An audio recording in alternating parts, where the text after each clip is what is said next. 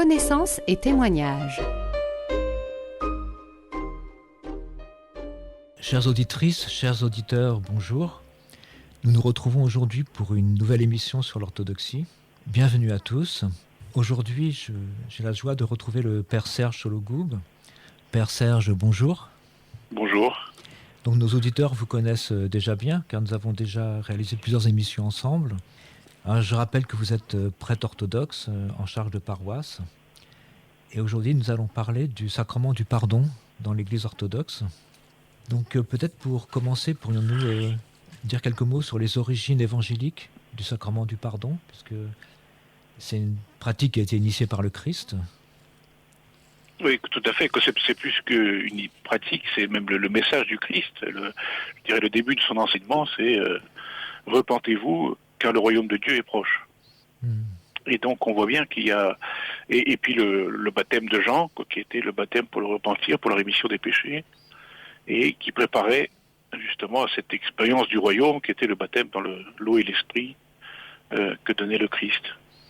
Et puis dans les récits évangéliques, on a aussi beaucoup de et même je dirais même dans les prophètes et dans les de cette notion de repentir, que si on pense à Jonas qui est envoyé à Ninive pour le repentir justement, et donc on voit que tout l'Ancien Testament nous prépare justement à cette conversion pour pouvoir accueillir le Christ. Voilà. Et donc le Christ continue cela pour nous faire accéder justement au royaume de Dieu.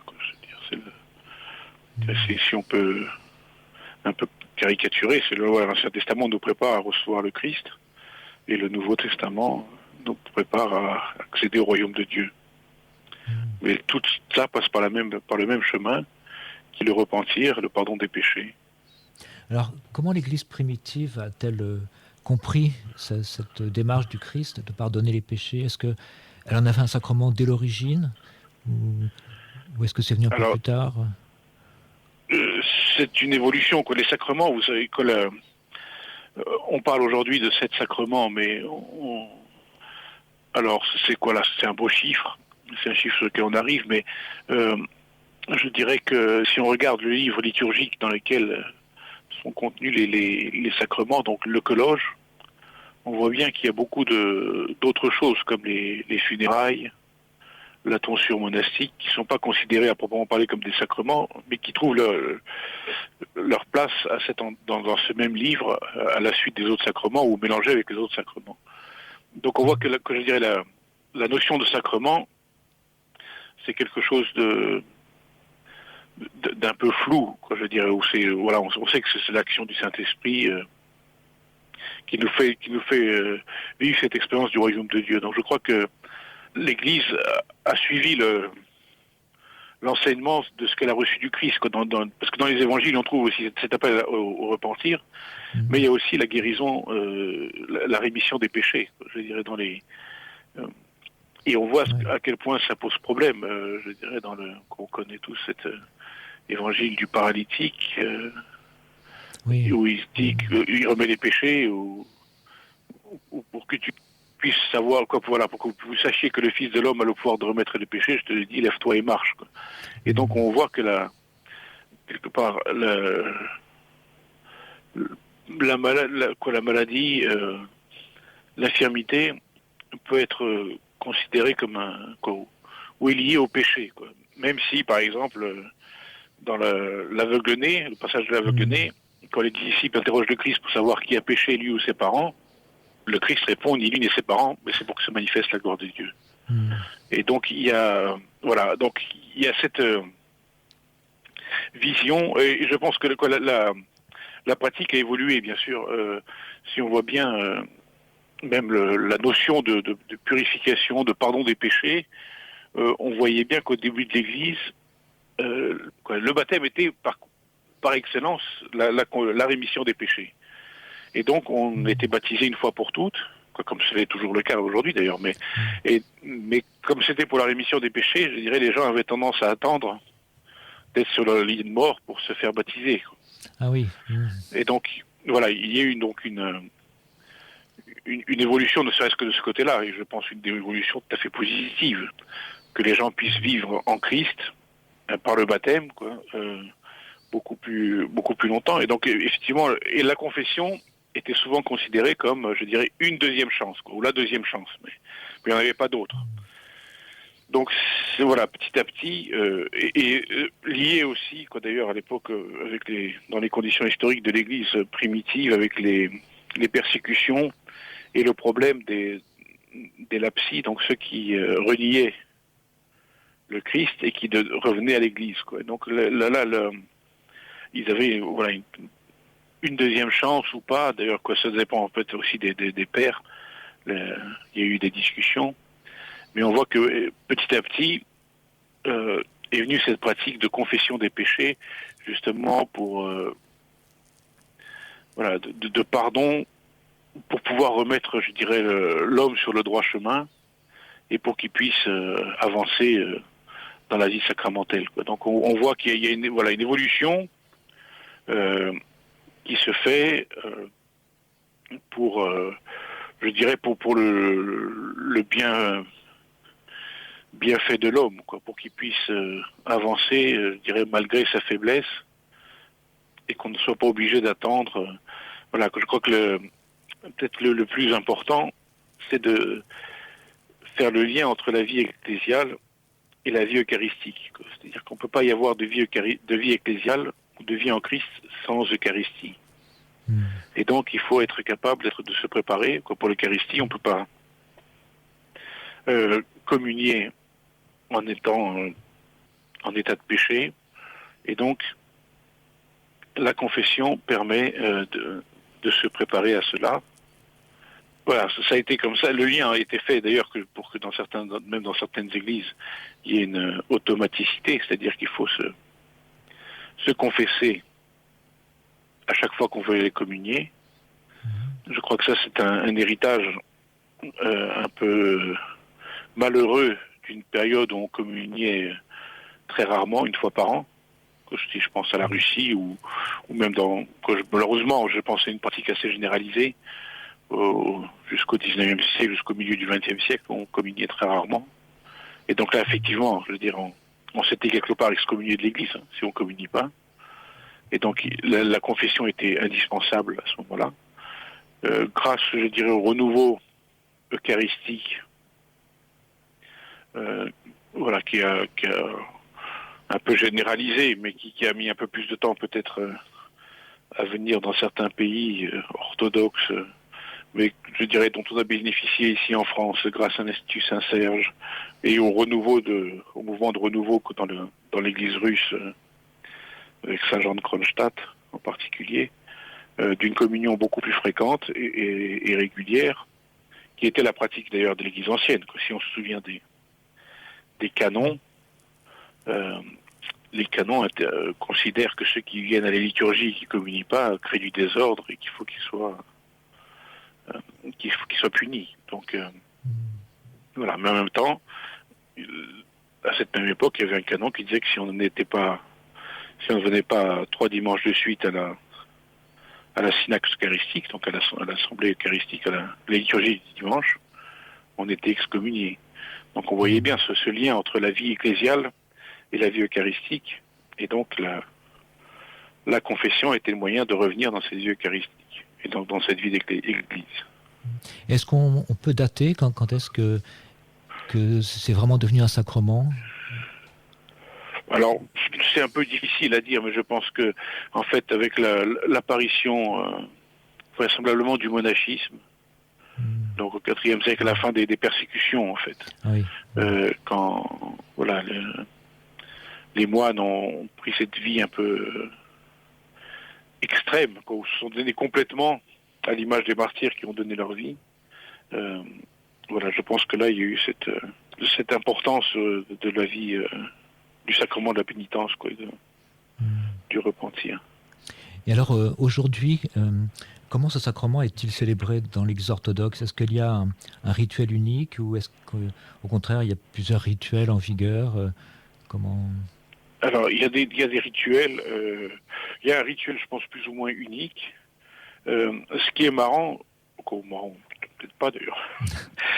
Mais c'est que, si je me réfère aux pages, par exemple, Internet de la page orthodoxe de la Transfiguration, donc qui est un site très bien fait et très, très complet. C'est bon, il y a l'office de la confession selon l'usage slave, mais on voit que beaucoup de choses dans l'office, en fait, sont des aides pour le prêtre pour faire quelque part avouer les péchés. Et donc il y a c'est surtout des questionnaires et des choses comme ça. Et il y a peu de prières.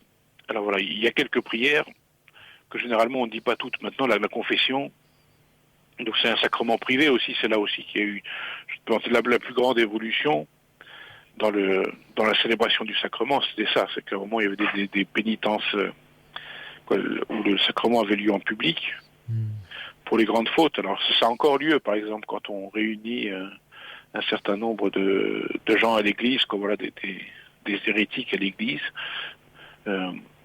C'est une célébration publique, mais sinon c'est une célébration privée entre le prêtre et le pénitent devant la croix et l'évangile. Je crois que ça c'est aussi très important. L'évangile, parce que c'est ce qui nous est demandé de vivre, quoi. Voilà, c'est la loi, c'est notre mode de vie qui doit être évangélique. On doit accomplir les commandements du Seigneur, mais en même temps on se confesse devant la croix qui, pour nous chrétiens, est le signe de l'amour infini de Dieu, quoi, qui a donné sa vie, Dieu qui a donné son Fils pour qu'il puisse prendre notre nature et qui a accepté de mourir sur la croix, comme dit saint Paul.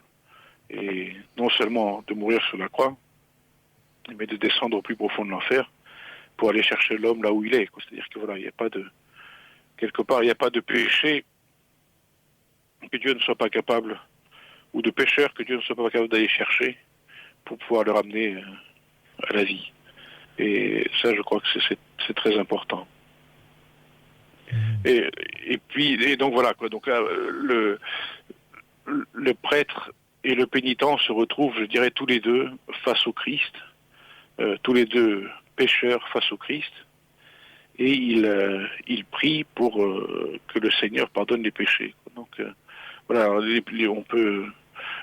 ça peut être plus ou moins développé. On peut prendre le temps de lire les prières initiales, de lire le psaume 50, de lire des tropères de pénitence. Après, généralement, le prêtre commence par une prière qui est Dieu notre Sauveur, qui par l'intermédiaire de ton prophète Nathan a accordé le pardon à David lorsqu'il s'est repenti de ses fautes et qui a agréé la prière de repentance que tu adresses à Manassé. Reçois aussi ton serviteur ou ta servante qui se repent des péchés qu'il a commis. Dans l'amour pour les hommes dont tu es coutumier, agrée son repentir sans regarder à toutes ses actions, toi qui pardonnes les manquements et ne tiens pas compte des iniquités. Car toi-même, Seigneur, tu as dit, je ne désire pas la mort des pécheurs, mais qu'ils se convertissent et qu'ils vivent. Pareillement, tu as dit que le péché se pardonne 77 fois cette fois. De même que ta grandeur est sans doute égale, sans mesure est ta miséricorde, et si tiens compte des iniquités, Seigneur, qui pourra subsister. Car tu es Dieu des pénitents, et te rendons gloire, Père et Fils, Saint-Esprit, maintenant et toujours, et pour les siècles des siècles. Amen. Et donc là, après cette prière, en fait, le pénitent énonce les péchés dont il veut se repentir, et puis le prêtre lit la prière d'absolution après. Voilà. Et là aussi, alors, donc il y a une petite polémique sur la prière d'absolution. Il y a une prière d'absolution de Pierre Mogila, donc qui a été introduite justement dans le rituel slave et qui pose un peu problème parce que, dis-moi, prêtre indigne, par le pouvoir qui m'est donné, je te pardonne tous tes péchés et je t'en absolue au nom du Père, du Fils et du Saint-Esprit, qui est une formule tout à fait étrangère à la tradition byzantine, où c'est Dieu qui pardonne. Voilà, le prêtre n'est que l'intermédiaire. D'ailleurs, quand on baptise quelqu'un, on dit le serviteur de Dieu un tel est baptisé au nom du Père, du Fils et du Saint-Esprit. Donc le prêtre n'utilise jamais le jeu dans les actions sacramentelles. C'est toujours Dieu et l'Église qui font le sacrement. Voilà, donc cette prière-là, elle est de moins en moins utilisée d'ailleurs, et on est revenu à l'ancienne pratique. Et donc, quelle est-elle, cette et ancienne... l'autre prière, c'est Seigneur notre Dieu, salue tes serviteurs, toi qui es tendresse, miséricorde et longanime, qui te repent de nos péchés. Quoi. Oui, c'est Dieu qui se repent de nos péchés même, et qui ne désire pas la mort du pécheur, mais qui se gratise et qu'il vive. Toi-même à présent, aie pitié de ton serviteur et donne-lui le sentiment de pénitence, ou de repentir, le pardon et l'absolution de ses péchés. Pardonne-lui toute faute volontaire et involontaire, et unis-le et réconcilie-le à ta sainte Église, par le Christ Jésus notre Seigneur, et qui t'a une puissance et magnificence. Maintenant et toujours et dans les siècles des siècles. Amen. Et donc là, on voit bien aussi la réconciliation avec l'Église. Donc, on se confesse pour pouvoir communier et pour pouvoir être pleinement membre de l'Église. Et puis, il y a une autre prière aussi d'absolution qui est utilisée dans la communion des malades. Qui est une partie indépendante dans le colloge, donc dans ce recueil justement de tous les sacrements ou sacramentaux. Quoi. Il y a aussi après tout ce qui concerne notre vie, les bénédictions de tous les objets, de tous les objets de la vie courante, quoi, qui montrent que toute notre vie est sous le regard de Dieu. Et donc là, il est prévu que le prêtre, avec le malade, prie, et puis il propose au malade de se confesser. Et là, il y a une prière d'absolution qui est différente. Mais je ne suis pas sûr de pouvoir la retrouver tout de suite. Bon, sinon, c'est pas voilà. C'est pas grave. Qui parle de la... qui a remis les péchés à Pierre et à la pécheresse en larmes, et qui, à cause des larmes, pardonne les péchés. Mais c'est l'Église qui pardonne. Et on se confesse, ce que je dirais le plus important, peut-être, on se confesse à Dieu, ou au Christ, quoi, mais pas au prêtre. Je crois que le prêtre n'est là que comme le témoin. Et c'est, je crois, très important d'avoir cette possibilité de dire au Christ tout ce qu'on a sur le cœur. Je crois qu'on doit être rempli d'une liberté qui nous donne la possibilité de tout pouvoir dire au Christ. Bien sûr, le Christ connaît toute notre vie, mais si on le dit, je crois que c'est important. Et le Christ a besoin d'entendre, en fait. Je pense que là, c'est le mystère de la liberté que Dieu nous donne. C'est-à-dire que Dieu ne peut pas nous pardonner des péchés qu'on ne reconnaît pas. Vous voyez, Dieu est tellement scrupuleux, je dirais, tellement attentif à cette preuve d'amour qu'il nous donne dans la liberté, qu'il ne peut pas, on dit, tu connais tout, fais débrouille-toi. Non, je crois qu'il a besoin aussi de cette confiance qu'on a en lui pour pouvoir lui dire nos péchés. Et je crois qu'il n'y a pas beaucoup de péchés, quoi. Dans l'Évangile, on parle des péchés contre le Saint-Esprit. Mais je pense que le fait de venir à la confession déjà montre qu'on ne peut pas pécher contre l'Esprit, qu'on a dépassé les péchés contre l'Esprit. On sait que Dieu peut nous pardonner. Je crois que ça aussi, c'est très important, peut-être pour les fidèles. Si je prends dans ma propre expérience, peut-être même pas de prêtre, mais de pénitent.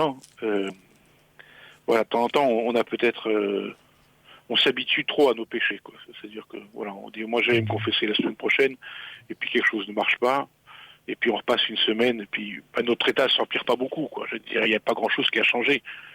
Mais et on peut s'habituer comme ça. Donc je crois que c'est très important de venir, et que le fait de venir au devant du Christ pour pouvoir se confesser, c'est déjà une victoire contre le péché, contre le malin que l'on fait. Donc je crois que c'est très important. Même si on a l'impression de ne pas s'être préparé, de ne pas être au mieux de sa forme, des choses comme ça, de venir quand même pour la pénitence, pour la confession, régulièrement, pour pouvoir déposer ça et justement montrer, dire qu'on a besoin du Seigneur pour pouvoir progresser dans la vie. On est faible, mais notre faiblesse ne nous empêche pas d'avancer.